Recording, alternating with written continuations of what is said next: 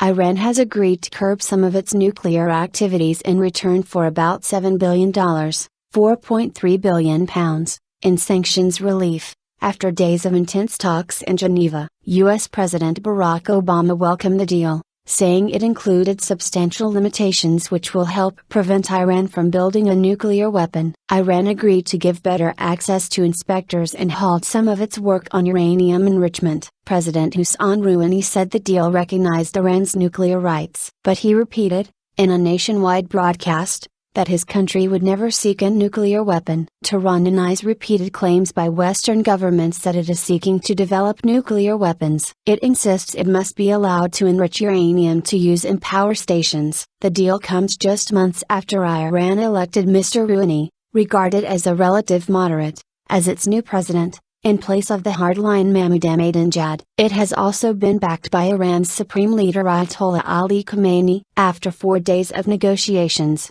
representatives of the so-called P5+1 group of nations, the US, the UK, Russia, China, France and Germany, reached an agreement with Iran in the early hours of Sunday. The specifics of the deal have yet to be released, but negotiators indicated the broad outlines. Iran will stop enriching uranium beyond 5%, the level at which it can be used for weapons research, and reduce its stockpile of uranium enriched beyond this point. Iran will give greater access to inspectors, including daily access at Natanz and Fordo nuclear sites. In return, there will be no new nuclear-related sanctions for 6 months. Iran will also receive sanctions relief worth about $7 billion, £4.3 billion, on sectors including precious metals. U.S. Secretary of State John Kerry said the agreement would make the region safer for its allies, including Israel. But the Israeli Prime Minister Benjamin Netanyahu told his cabinet it was a historic mistake and that his country reserved the right to defend itself. Today the world became a much more dangerous place because the most dangerous regime in the world made a significant step in obtaining the most dangerous weapons in the world,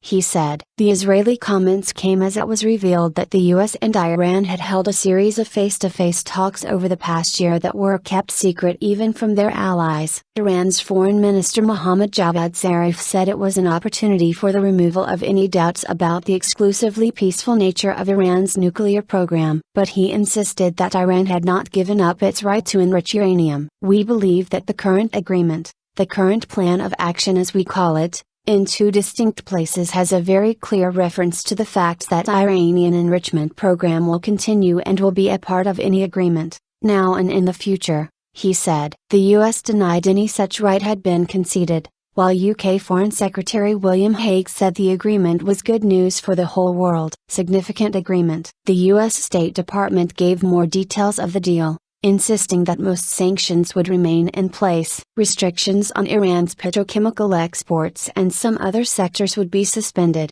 bringing in $1.5 billion in revenue. But Mr. Obama warned that if Iran failed to keep its commitments, we will turn off the relief and ratchet up the pressure. This deal may be the most significant agreement between the world powers and Iran for a decade, says the BBC's James Reynolds in Geneva. Negotiators had been working since Wednesday to reach an agreement that was acceptable to both sides. As hopes of a deal grew stronger, foreign ministers of the P5+1 joined them in Geneva. But it only became clear that a breakthrough had been made in Geneva shortly before 3 o'clock local time, 2 o'clock GMT, on Sunday.